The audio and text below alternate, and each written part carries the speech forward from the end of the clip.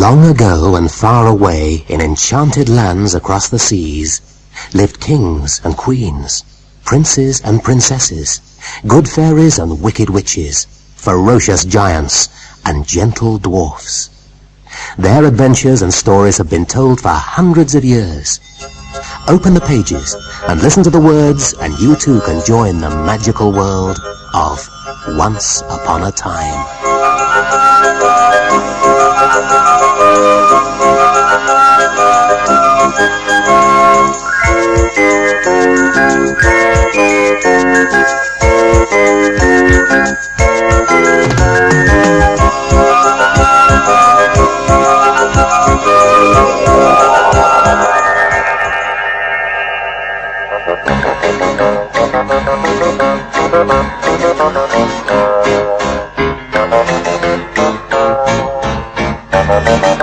The Lion's Glasses.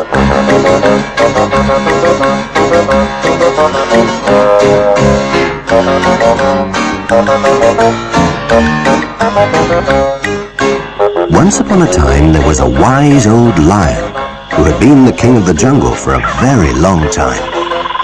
He wasn't as strong as he used to be, but his roar was as loud as ever. One day, King Lion was feeling particularly unhappy. His advisor, the cheeky monkey, who was fanning him with a huge palm leaf at the time, tried to make him feel better. "You are still the lord and king of the jungle," he said, "and you still wear the crown. Believe me, sire, everyone respects you. The elephant, giraffe, ostrich, zebra, gnu, black panther, and all the other animals in the forest respect you."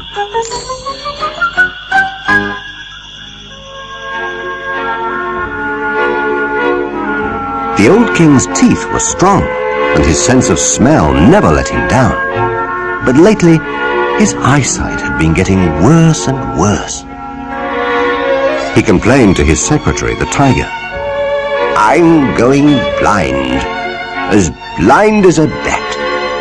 I'm tearing my mane out with worry. I made such a fool of myself yesterday.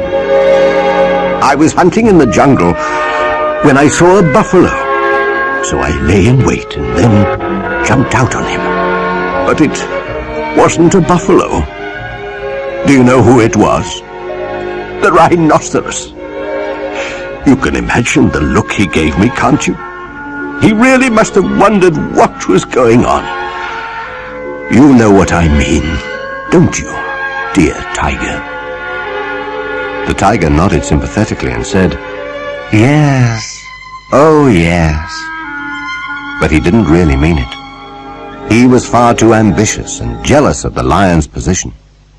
The tiger thought that he should be the new king. So he pretended to be understanding and promised to keep the whole thing a secret. Then he went around telling everyone the story. When the lion found out, he was very unhappy.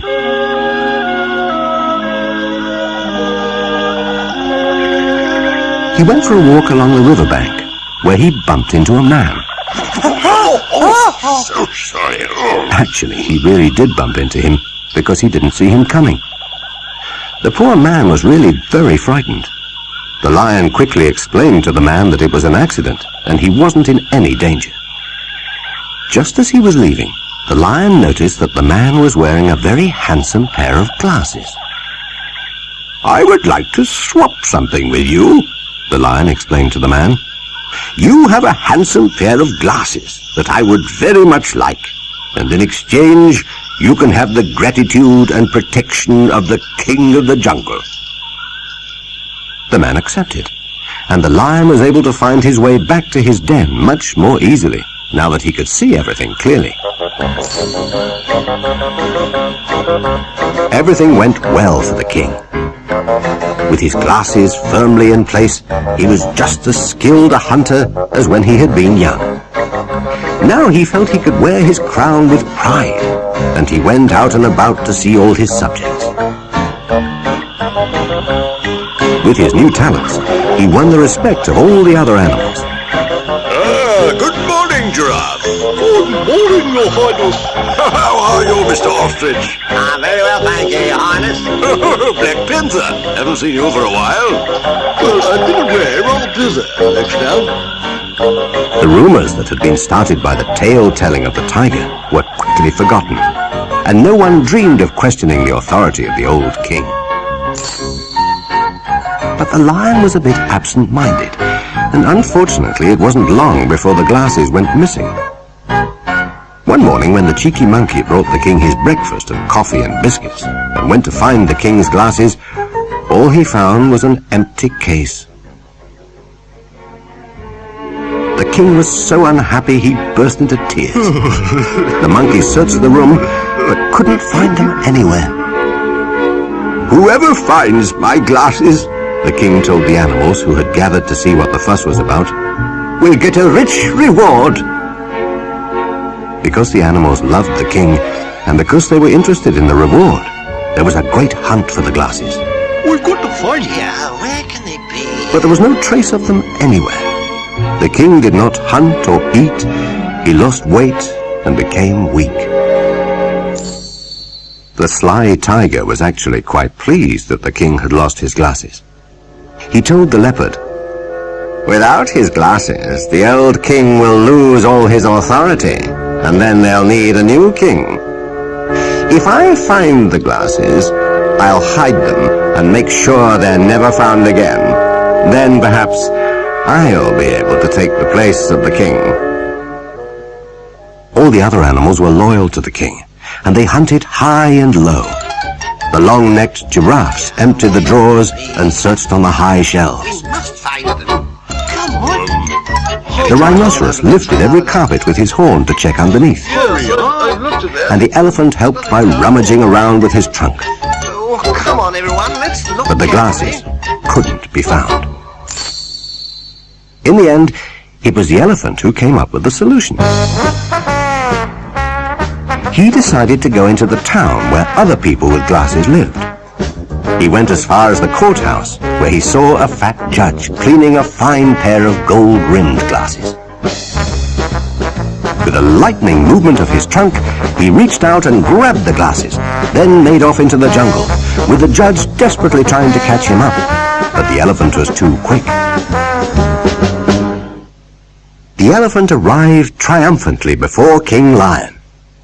But just as he was about to present the glasses, he realized he wasn't holding them anymore. He had dropped them in his haste. The lion ordered him to follow his route back to the town and find the glasses.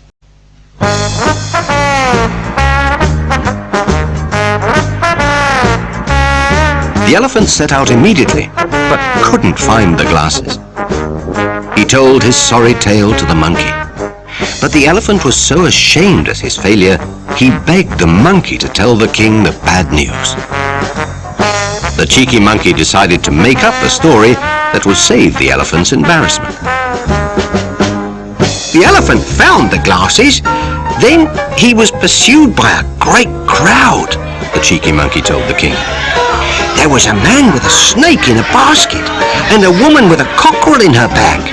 There were people with funny hair, and people waving umbrellas. Then there was a man with a stick who took the glasses right out of the elephant's trunk.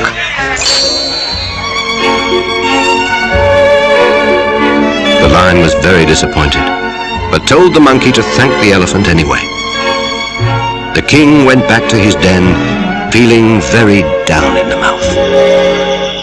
The king's faithful subjects had not given up the search, and not long afterwards they asked the monkey to arrange a meeting with the king so they could offer him an assortment of objects they felt might be able to replace the precious glasses. The monkey was very excited and organized the meeting. The Lion King was moved by the devotion of the animals, but quickly realized that the gifts they offered would not replace his glasses. He turned to his advisor, the monkey, and explained, My dear chap, I know my eyesight is bad, but even I can see that the camel is carrying a bicycle on his humps and not a pair of glasses. The zebra is holding a clock that looks like a monocle but isn't. The giraffe has a pair of binoculars around his neck, which doesn't help because they would make things that are close far too big. just like the telescope that the elephant has found. The rhinoceros has on a pair of earmuffs and a hairband, and the ostrich is offering me a handbag. The animals all meant well, but the ostrich's bag didn't have a pair of glasses inside, and a pair of bicycle wheels would certainly not do instead. The king became sadder and sadder, and spent more and more time on his own. The cheeky monkey was nearly as upset as him. He blamed himself for allowing the king to lose his glasses. The monkey went on hunting for the missing glasses. Every day he went to a different place in the jungle and had a jolly good hunt around. Then, one day, he had a brainwave. Why haven't I thought of it before? Perhaps they're under the leaves that the king sleeps on. He ordered a pair of toucans to stand guard at the entrance to the king's sleeping quarters, and the monkey started a frantic search. There they were! There they were! The glasses had been underneath the king's bed all this time. The monkey rushed to give them to the king. The lion was overjoyed and thanked the monkey for being so loyal. The king ordered a grand procession to celebrate the find. King Lion was at the head of the procession, riding in a splendid royal seat on top of the elephant. The monkey sat on the elephant's trunk and blew on a trumpet. Behind them came a long line of jungle animals: the rhinoceros, the zebra, the giraffe, the ostrich, and the camel.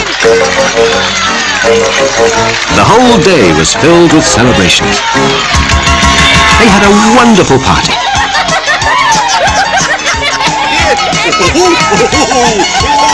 Only the tiger stayed on his own, feeling angry and left out.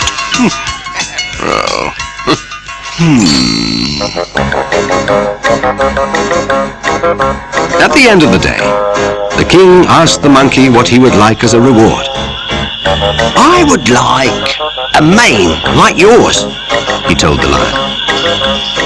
They don't make lions' wigs, so the king gave the monkey his own mane. Now the lion was bald, but this didn't worry him, because it made him look more wise. Only he wondered if the other animals might think the monkey was a real lion. Don't worry about that, said the monkey. They'll tell us apart, because I have a bare bottom from getting lots of smacks for being cheeky. King Lion and the monkey shook hands, and they all lived happily in the jungle for many more years.